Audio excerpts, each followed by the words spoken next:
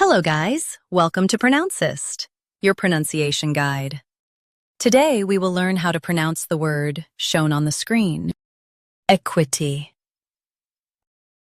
Both US and UK have the same pronunciation of this word, equity.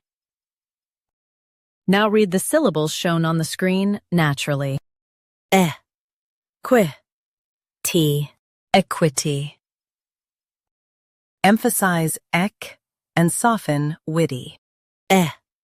Qui-ti, equity. Emphasize ek and soften witty.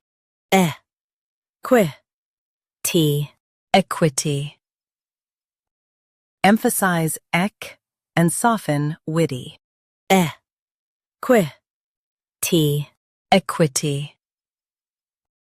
Practice repeatedly and you'll soon be able to say this word perfectly. The best way to practice is to repeat the syllable multiple times. The meaning of the word is fairness or ownership value.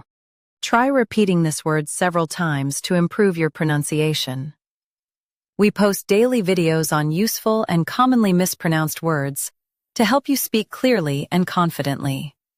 Like this video and subscribe to Pronouncist for more pronunciation guides. Thanks for watching us.